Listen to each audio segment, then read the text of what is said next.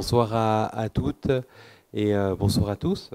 Ravi d'être ainsi auditionné dans ce dispositif qui est à la fois original et qui est à la fois novateur aussi. En tout cas, pour moi, c'est une première. Le thème est donc le concept de transition d'un point de vue philosophique, c'est-à-dire que il s'agit de le traiter comme un problème. Il s'agit d'essayer de déplier ce que ce concept recèle, ses différentes acceptions, ses différentes significations, et de voir comment et en quoi certaines de ces significations pourraient résonner avec des attentes particulières, des nécessités particulières à notre époque. Peut-être que le mieux est de commencer de manière relativement empirique, de manière relativement pragmatique aussi, en recensant plusieurs types de transitions pour voir en elles ce qui peut être commun, car le propre du concept est d'être transversal, le propre du concept est d'être utilisé à plusieurs escients. La première utilisation, peut-être la plus médiatique, est celle des villes en transition, fondée par Rob Hopkins en Grande-Bretagne. Et ce qu'il entendait par là, et après avoir montré que le pétrole n'était pas une ressource éternelle, qu'il s'agissait de réinvestir plus localement les modes de production, de l'énergie d'abord, de l'agriculture ensuite, et puis tout son mouvement de permaculture. Voilà une utilisation qui a été popularisée notamment par le film Demain, de cette notion de transition, de ville en transition. D'autres notions de la transition existent, bien entendu. C'est la transition énergétique qui vous intéresse tout particulièrement, qu'on peut appréhender d'une première manière comme la nécessité de sortir de l'énergie fossile, de l'énergie nucléaire aussi, des stocks, de l'énergie des stocks, pour aller dans un mix énergétique qui fait une place beaucoup plus importante aux énergies renouvelables. On a énergie de stock d'une part, énergie de flux d'autre part, et directement on voit qu'il y a déjà débat par rapport à la manière dont Hopkins pense la transition énergétique, car s'il ne le dit pas comme cela, il y a une certaine technophobie dans son mouvement, en tout cas une certaine défiance par rapport à un certain technocapitalisme, tandis que dans la transition énergétique, on peut avoir, à côté de mouvements de décroissance, à côté de mouvements qui plaident davantage pour un certain départ avec le technocapitalisme, on peut avoir des dispositifs énergétiques qui sont profondément technophiles ou qui bénéficient et jouissent en plein de ce que les recherches technoscientifiques peuvent apporter de meilleur. Donc on voit qu'il y a déjà décalage entre ces deux types de transition. Le concept est vraiment plurivoque. Une troisième occurrence du terme, une troisième manière de l'utiliser, ça a été la question des transitions démocratiques, dont on a entendu parler beaucoup lors des printemps arabes, avec des fortunes très diverses, extrêmement positives en Tunisie, ou positives en Tunisie, et beaucoup plus difficiles ailleurs. Je songe à la Libye, à la Syrie, bien sûr. La transition démocratique est un concept qui a été forgé dans les années 60 aux États-Unis par des chercheurs en sciences politiques qui cherchaient à thématiser et à théoriser la manière dont des régimes dictatoriaux pourraient évoluer vers des régimes plus démocratiques. Voilà la transition démocratique, on en reparlera puisque évidemment il y a beaucoup de choses à dire sur cette transition démocratique pour nous aussi, parce qu'il y a un certain colonialisme dans le concept tel que je viens de vous le présenter, puisque c'est toujours passer de la dictature à la démocratie ailleurs, dans le grand ailleurs, mais c'est bien sûr dans nos démocraties aussi qu'il faut voir que le pouvoir reste un enjeu et la transition démocratique toujours à construire. Enfin, on peut parler d'une transition démographique qui concerne davantage l'augmentation de la population, en ce sens qu'on passe de modèles avec une population qui a un taux de mortalité relativement important et un taux de natalité important aussi, avec un taux de mortalité plus faible, c'est-à-dire une des vies plus longues et une natalité plus faible aussi. On est dans une sorte de ventre de la transition qui explique, selon les démographes, la hausse toujours croissante jusqu'à une stabilisation dans 15-20 ans, selon certains, de la population mondiale. Carrefour des transitions. Donc, carrefour des transitions, que trouver de commun dans ces différents imaginaires du changement? C'est toute la question qui peut nous occuper ce soir avant de cristalliser l'approche sur la transition énergétique. Eh bien, ce qu'il y a de commun d'abord, c'est un mot, ce qui n'est pas anodin, mot dont l'étymologie est latine. Transire, c'est aller au-delà. C'est aller au-delà, c'est aller vers quelque chose qui dépasse une sorte de clôture, comme si donc il y avait clôture contemporaine, comme si donc il y avait un système actuel qui a certaines limites et qu'il faudrait dépasser. On est donc dans un imaginaire du changement, avec la transition très, très clairement, et toutes les occurrences de la transition, en astrologie par exemple, en rhétorique aussi, montre toujours qu'on passe de l'un à l'autre. On passe de quoi à quoi? Il me semble que ce que l'on pourrait dire, c'est qu'on passe d'une conception du changement, qui est une conception du changement imposée, subie, peut-être contrainte, à une approche du changement qui serait peut-être plus voulue ou plus désirée. Le changement, en effet, nous est très souvent imposé, fondamentalement imposé dans un monde globalisé, dans un monde où les forces de décision sont extrêmement lointaines des citoyens d'habitude. Je veux parler principalement des multinationales et qui donnent le là de l'époque, qui donnent le là du technocapitalisme, de l'énergie aussi, et qui imposent donc une série de changements que nous acceptons bon gré, mal gré, mais plus ou moins tous, ce qui nous donne par ailleurs, et en conséquence plutôt, le sentiment d'une certaine dépossession par rapport au changement lui-même. Nous n'avons pas les leviers ni les manettes. Et dans la transition, ce qui me semble intéressant, c'est de se dire qu'on change d'imaginaire de changement et on se dit que des choses peuvent être construites collectivement, de manière voulue, de manière désirée, de manière au début peut-être assez intellectuelle, au niveau du souhait ou d'un idéal à réaliser, qui ensuite peut être pratiquement mis en œuvre. Cela étant, ce changement désiré, il ne faut pas croire qu'il serait de nature fondamentalement utopique.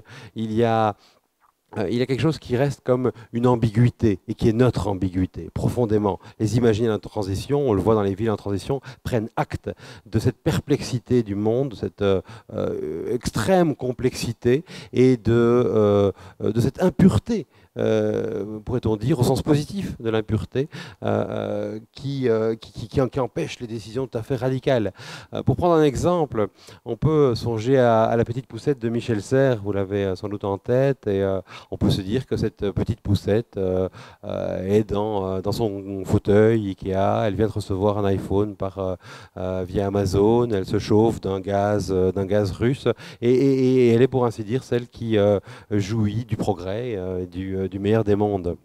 De manière philosophique, on peut se dire que quelqu'un comme un malin génie pourrait aller un peu la titiller et l'interroger, semer le doute dans son esprit en lui disant « Tiens, mais cet iPhone, sais-tu que c'est tout de même 1 200 000 ouvrières qui travaillent à Shenzhen pour Apple, pour Samsung et pour les autres, Amazon, fabuleux service évidemment, mais n'ignores-tu pas, comme les libraires ferment dans toutes les villes, n'ignores-tu pas, comme des humains pilotés par ordinateur passent leur journée à mettre des téléphones et autres dans des colis. N'ignores-tu pas que ce gaz dont tu te chauffes et que tu ne remarques même pas aurait peut-être suscité l'emprisonnement de quelques démocrates russes. Bref, toute une série de manières d'instiller le doute, un doute profond, un doute sincère, qui fait de la conscience de cette petite poussette, personnage en transition par excellence, une conscience scindée, une conscience dédoublée, adhérant encore à ce système qu'elle aime par ailleurs et dont elle jouit, et et qui est le sien, il n'y en a pas d'autre, mais se disant tout de même que l'ogresse qu'elle est, participe à un certain épuisement des ressources, à une certaine violence aussi, bien au-delà de l'Europe, mais ailleurs. La voilà, dans mon imaginaire en tout cas, en transition, c'est-à-dire se demandant comment dépasser le système, qui est un système, celui du technocapitalisme, des maxima, qui est un système de la maximalisation. Ce chiffre du maxima pour dire l'Europe a été pour la première fois prononcé par Paul Valéry en 1919. Il disait ceci, je trouve que c'est toujours extrêmement parlant. Partout, disait-il, où est l'esprit européen, est aussi le désir d'un maximum de rendement, maximum de besoins, maximum de croissance, maximum de divertissement, bref, une sorte de montée en puissance de chacun des paramètres de nos existences, montée en puissance de toutes les intensités, qui est encore ce que nous vivons et ce que la transition, animée peut-être par quelque chose qui serait davantage de l'ordre de l'équilibre, essayerait de tempérer, essayerait en tout cas de se dire que la seule croissance pour la croissance, la seule maximalisation pour la maximalisation n'est certainement pas une formule qui peut être épanouissante ou qui peut être intéressante. Cela étant, dans cet imaginaire des transitions, on entend ce profond désir de changement que fut celui de la Révolution. Car beaucoup, et j'en suis le premier dans la salle, n'a pas connu cette période où le mot révolution était tout de même sur les lèvres de tous les intellectuels et où il ne faisait pas bon d'être intellectuel sans être révolutionnaire. Je veux dire par là que l'imaginaire du changement révolutionnaire a irrigué la pensée dans les années 50, dans les années 60, de manière presque totalitaire, de manière en tout cas très massive. Et sans doute que la transition hérite d'une manière ou d'une autre de ce désir de changement, désir profond de changement, mais sans toutefois garder de la Révolution ce qui faisait ses caractères les plus importants. Je veux dire que la Révolution, en tant que concept, a toujours supposé quelque chose comme la possibilité de retour à un paradis perdu, à un âge d'or, à un Éden. Voyez Platon, voyez Rousseau, voyez beaucoup d'autres. Cet Éden-là, on n'en rêve plus vraiment.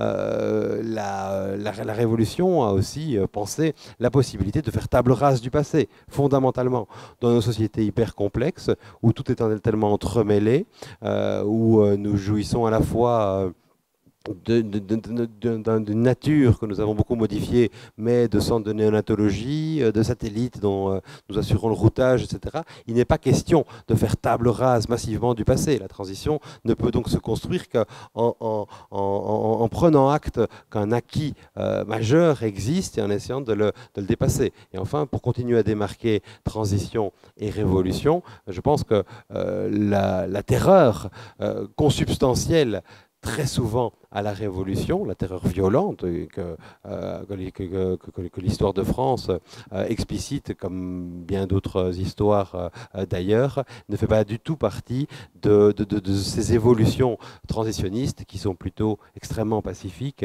et qui sont sûrement non violentes. Faire exister le futur, donc. Faire exister le futur, mais comment? Faire exister le futur, mais comment? C'est toute la question des transitions.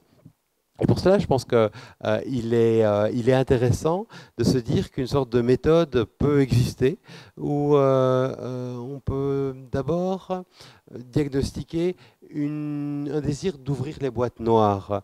Par cette expression, je veux noter que notre civilisation technique est une civilisation qui nous est souvent extrêmement opaque.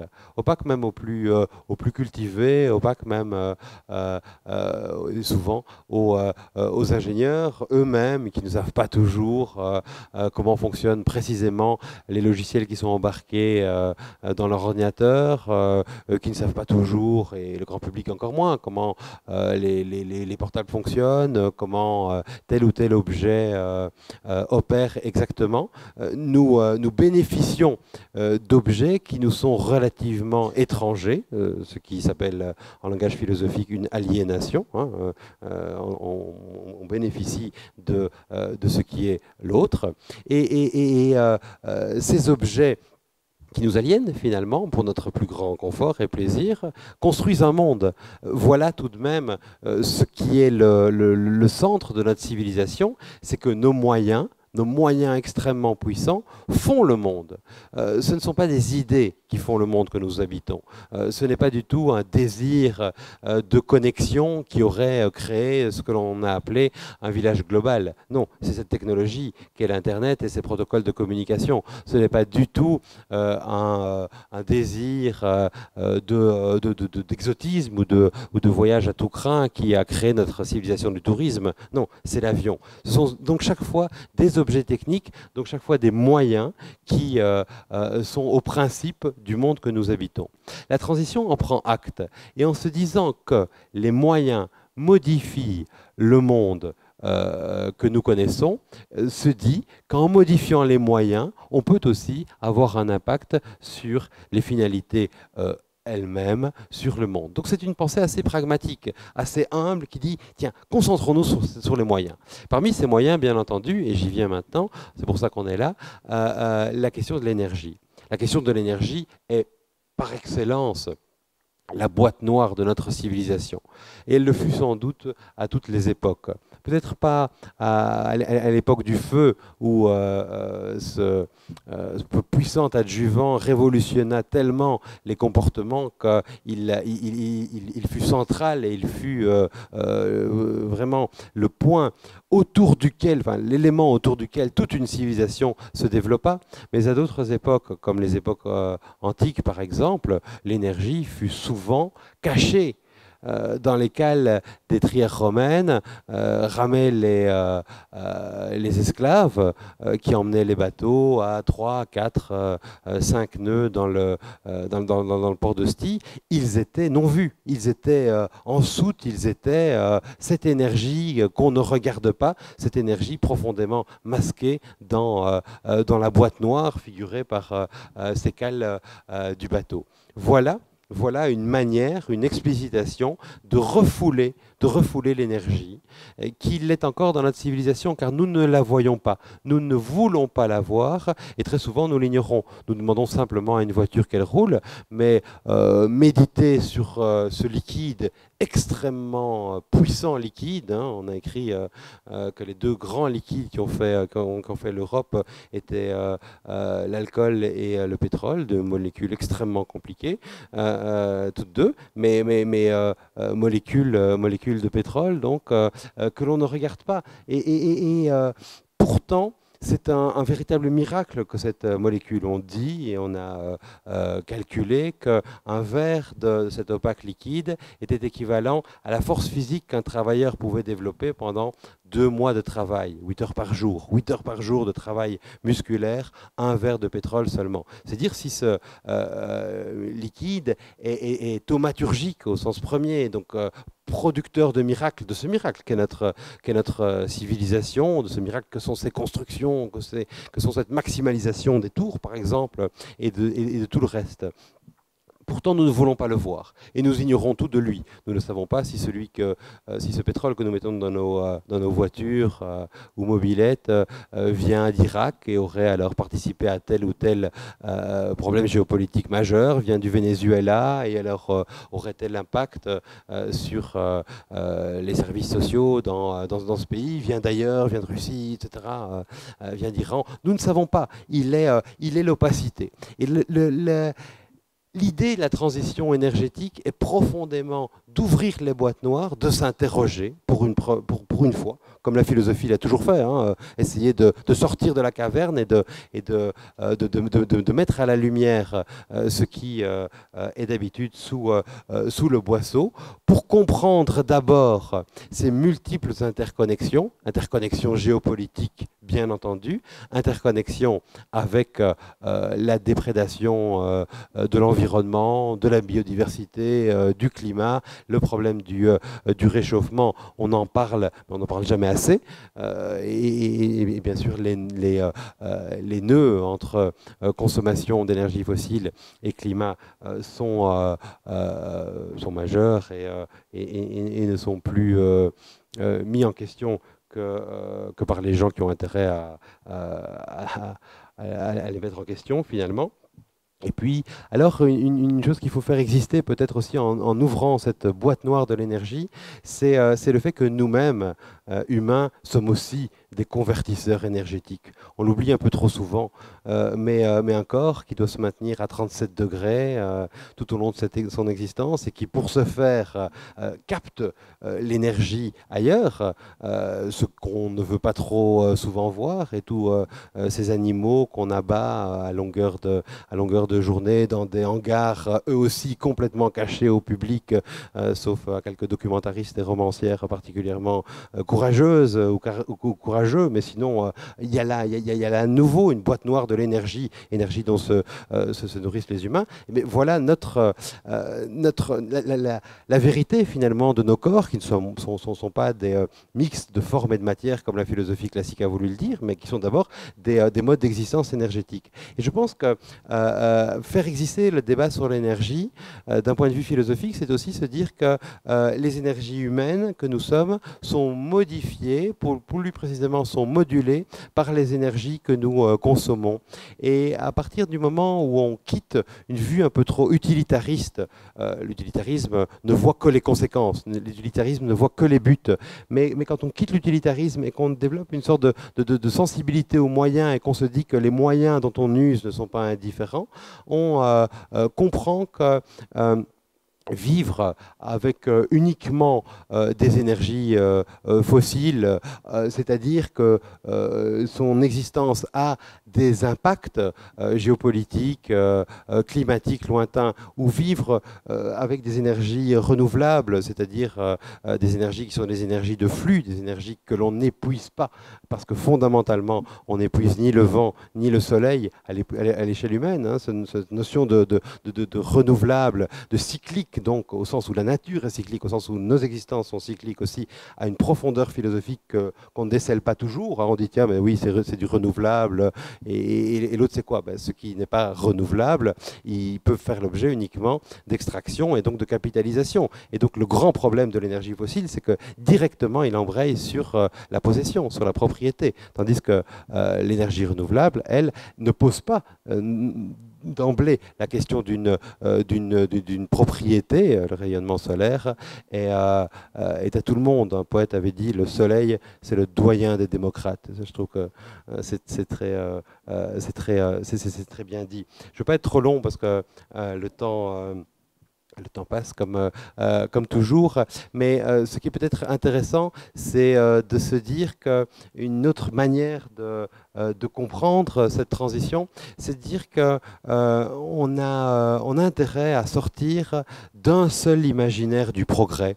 L'imaginaire du progrès que nous avons reçu d'une civilisation qui est surtout une civilisation technicienne et matérielle, est un imaginaire utilitariste. Ce que l'on veut dans le progrès, c'est toujours plus d'utilité, c'est toujours plus d'un faire, mais qui doit déboucher sur un faire concret. Et ce progrès-là, le progrès utile, est un progrès extrêmement puissant et qui, je pense qu'on ne se trompe pas beaucoup en le prédisant, croîtra encore et peut-être toujours davantage. Pourquoi? Parce que ce progrès utile, il fonctionne par capitalisation. Tout ce que l'on a inventé, tout ce que l'on a construit, fonctionne, et s'avère être un capital qui nous sert à des modifications et à des progressions futures. On ne doit pas réinventer dans le domaine technique, ou très peu. On ne doit pas réinventer le laser pour l'exploiter d'une manière nouvelle dans un dispositif médical innovant. On ne doit pas le réinventer. Bref, il y a un capital technoscientifique de l'humain, et le progrès utile qui fonctionne par capitalisation et de manière linéaire ou de manière multilinéaire, doit sa puissance à l'importance de ce capital. Nous avons un peu perdu de vue qu'il y avait un autre progrès, qu'il y avait un progrès humain. Je l'appelle subtil pour dire qu'il est subtella, étymologiquement, en dessous de la toile. Et en dessous de la toile, toutes les tisseuses, tous les tisserands savent qu'il y a la trame fondamentale qui nous relie, métaphoriquement ici, qui nous relie peut-être à notre environnement, qui nous relie à ce qu'on est, à une certaine saveur d'exister, qui nous relie aux autres aussi. Et ce progrès subtil, parce qu'il y a progrès, bien entendu, il est très très différent. Ce n'est pas un progrès qui fonctionne de façon tout à fait linéaire, mais de façon peut-être un peu plus cyclique, de façon un peu plus fragile aussi. Les enseignants le savent, les médecins le savent, toute une série d'autres professions. Et je trouve intéressant dans la transition que d'ouvrir ce débat-là, que de ne pas être rivé uniquement à la question de l'utile et de l'utilitarisme, mais d'essayer d'aller revoir comment des réseaux se recréent à l'échelle locale. Ces réseaux sont des réseaux de démocratie, ils sont des réseaux de démocratie participative où l'on voit que ce n'est pas toujours pour maximiser les choses que l'on prend dans les décisions politiques, mais peut-être pour s'ancrer davantage, s'ancrer autrement. Donc à travers ces quelques idées que j'essaie de développer devant vous, j'espère avoir montré qu'il y avait dans cet imaginaire du changement quelque chose de non seulement positif sur le plan matériel, sur le plan énergétique, mais aussi sur le plan intellectuel et politique. Et c'est peut-être cette manière, cette convergence qui retient le plus dans la notion de transition. Voilà. Quelques idées en 20 minutes, mais...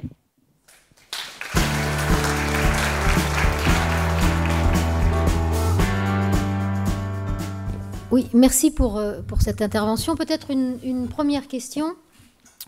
Si j'ai bien compris votre intervention, dans la notion de transition, il y a une sorte, finalement, il y a une évolution désirée.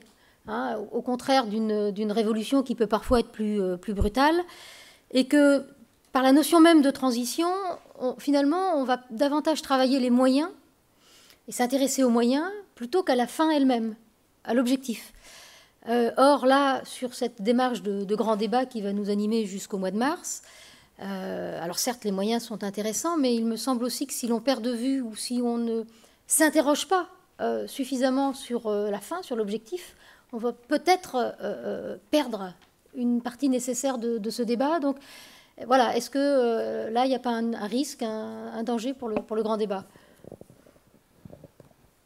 Il faut effectivement bien voir ce qu'on désigne par moyen, ce qu'on désigne par fin, parce que si on perdait totalement de vue les finalités, ce serait évidemment...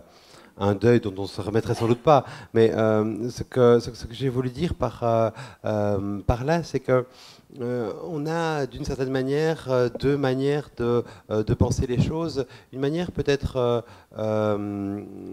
très occidentale où ce sont les finalités qui sont choisies, qui sont décidées, et tous les moyens pour y parvenir sont bons pourvu qu'on y arrive. La fin justifie les moyens, disait-on naguère. Cela peut se comprendre, mais c'est de moins en moins compréhensible. Pourquoi ? Parce qu'on a de plus en plus de moyens à notre disposition pour arriver à nos finalités.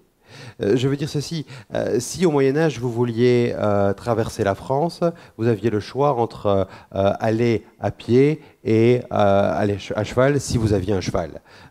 D'une certaine manière, le choix des moyens là était une nécessité, tout simplement. Vous avez aujourd'hui une dizaine, une quinzaine de moyens de traverser la France, à pied, à cheval, en voiture et encore en avion, etc. etc.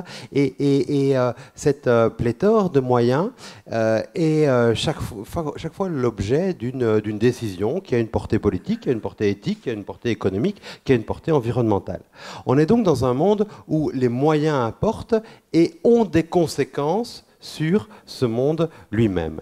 Donc l'idée de la transition n'est pas de dire que les finalités sont mises de côté, mais et de dire qu'à finalité relativement inchangée, et tout de même beaucoup de finalités ne sont pas modifiées fondamentalement par la transition énergétique. Beaucoup, je veux dire, avoir de l'eau chaude, avoir 19-20 degrés dans une pièce en hiver, ce sont des finalités que nous connaissons depuis très longtemps, mais on se dit avec la transition énergétique qu'il y a moyen de les acquérir, ces 19-20 degrés, autrement. Et de façon, là c'est une réponse plus pragmatique, donc pour vous, essayer de vous montrer que le risque n'est pas de perdre la finalité, mais au contraire en regardant les moyens de l'atteindre sans effets collatéraux pervers, pour ainsi dire, et en allant un peu plus loin que cette réponse pragmatique, me revient à l'esprit une phrase de Gandhi assez intéressante qui, enfin plus qu'intéressante même, une phrase porteuse qui dit il n'y a pas de chemin vers la paix est le chemin. Il prend avec cette phrase-là le contre-pied des pensées qui idéalisent une sorte de finalité, la paix, et qui dirait tiens, mais voilà, la paix existe, etc., et il faut maintenant construire les chemins pour y aller. Non. Non, de façon beaucoup plus humble, de façon peut-être beaucoup plus caminando, comme on pourrait dire en espagnol. Hein, en marchant, ben voilà, on construit plus ou moins pacifiquement des chemins. Je ne crois pas aux finalités qui sont lointaines. Mais je ne sais pas si je réponds à votre question. Si, tout à fait. Alors peut-être une autre question qui est un peu liée sur cette notion de transition. Où on est sur une évolution désirée. Alors, peut-être que les climato-sceptiques vont trouver qu'on va peut-être un peu vite en besogne, mais bon, en tout cas, sur cette notion de transition et d'évolution en douceur, alors peut-être que c'est l'esprit français là qui me fait parler, et où on a souvent fonctionné par des révolutions, et que bien souvent, on doit passer par des crises pour un changement majeur. Est-ce que vous pouvez nous donner des exemples de transition apaisée, de transition voilà, qui ne passe pas par justement ce stade de révolution? Est-ce que vous avez des exemples? On pourrait en chercher dans certaines vies. Et je pense que pour changer de comportement, par exemple, certaines personnes doivent faire l'expérience d'une crise majeure avant de travailler sur la transition. Moi, je travaillais sur le burn-out, c'est-à-dire sur la question de l'épuisement professionnel à l'âge de l'épuisement des ressources. Et il y a certaines personnes qui pour modifier leur rapport au travail, par exemple, ou leur rapport au sens de leur existence, ont besoin de cette œuvre au noir, ont besoin de ce passage à vide. Et il y en a d'autres qui souhaitent mieux conseiller, souhaitent peut-être un peu plus à l'écoute d'eux-mêmes, souhaitent peut-être un peu moins intéressés par certaines idoles, prennent des décisions avant-gardistes, je dirais, et de manière avant-coureur. Bon, on ne doit pas spécialement passer par quelque chose de l'ordre de la crise, mais aujourd'hui, il y a crise. Il y a crise et la transition se veut une réponse pragmatique, et parce que pragmatique, plus calme peut-être. Quand on a des réponses qui sont des réponses de l'ordre de l'action, on calme peut-être davantage ce qui est de l'ordre de l'idéologie. C'est une réponse qui investit dans un changement possible à l'heure d'une crise tout à fait majeure. Une transition totalement apaisée et totalement sereine pour des sociétés humaines est relativement difficile à imaginer sur une large échelle, mais enfin il y a on le sait bien, dans une série de pays du Nord, on peut, au Danemark par exemple, en Hollande aussi, on a des initiatives de transition qui ne sont pas marquées uniquement par le sceau de la crise, même si des intellectuels de ces pays-là documentent la crise climatique, environnementale, économique, géopolitique. La liste des crises est extrêmement longue et c'est peut-être pour essayer d'aller plus loin que la noirceur de l'horizon que promet ces crises, que des pensées plus pragmatiques se disent, bien, prenant acte de cet horizon bouché, comment cependant évoluer, comment cependant construire. La dernière manière de nommer l'époque, avant d'essayer de parler d'une sorte d'âge de transition, même s'il ne faut pas faire de cette notion un mantra, hein, c'est vraiment tout sauf une religion, et si le terme fait les sectaristes, il faut changer de terme. Faut jamais trop aimer les mots, mais enfin, bon, c'est une manière de dire que l'appellation postmoderne qui prenait acte de la fin des grands récits, de la fin des grands idéaux, et qui prenait acte aussi de la présence de crise, est une notion dans laquelle on ne peut plus se retrouver uniquement parce que trop uniment négative, et qui a peut-être un imaginaire du changement plus positif à développer. Adèle, peut-être, si tu as des questions. Ça. On entend bien. Donc moi, je voudrais partir du sommet Climate Change qui vient de se passer à la Cité des Congrès pendant 3 jours. Donc il y avait beaucoup de récits sur les nouvelles façons de sensibiliser les personnes aux problèmes du climat, de la pollution et de la transition énergétique. Et donc il y a quelques exemples que j'ai retenus, toujours par rapport à ces personnes qui semblent éloignées de ce type de concept. Il y a un exemple qui vient de Nouvelle-Zélande. Lors des échanges avec des Maoris, il y a eu des personnes qui n'étaient pas du tout dans cette optique, et ils ont été sensibilisés simplement en leur faisant remarquer qu'en lavant leur voiture et en mettant tout dans la rivière, ils polluaient. Et à partir de là, donc, ils ont commencé à réfléchir sur les concepts. Autre exemple au Brésil, où plusieurs clips de vidéos ont été diffusés avec un personnage de BD bien connu par eux, et les jeunes ont été donc sensibilisés et ils ont pu sensibiliser leur famille. Alors ma question en fait porte sur comment pensez-vous qu'on puisse intéresser à la transition énergétique des familles qui pensent et qui ont probablement d'autres priorités et d'autres soucis, et qui donc ont tout de même voix au chapitre, puisque ça concerne tout le monde. Merci pour cette question, qui est une question difficile, qui est une question aussi double, puisque l'exemple, si j'ai bien suivi, des Maoris ne demande pas tout à fait la même réflexion que la question des publics plus défavorisés et qui ont d'autres préoccupations immédiates que la transition. Sur les Maoris, qui sont un peu nous tous, en l'occurrence, hein, c'est une des fatalités de l'esprit humain que de ne pouvoir se rendre compte des problèmes que lorsqu'il est trop tard. Ça veut dire lorsque la rivière finalement est déjà polluée.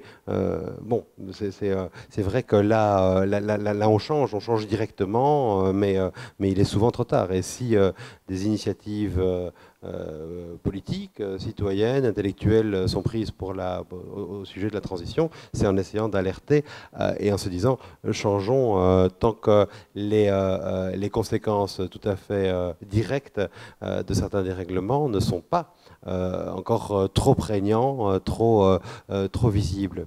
Sur la deuxième question, c'est une question difficile, la question de la sensibilisation, parce que la question de la sensibilisation est par nature extrêmement difficile. Sensibilisation des publics défavorisés. Déjà, la sensibilisation des publics extrêmement favorisés est archi difficile aussi, peut-être encore plus difficile pour d'autres raisons. Ils ont aussi d'autres priorités visiblement. Donc il n'y a pas que les publics défavorisés qui sont difficiles à convaincre. Les gens qui ont 3-4-4 sont aussi relativement obtus. On l'a tous remarqué.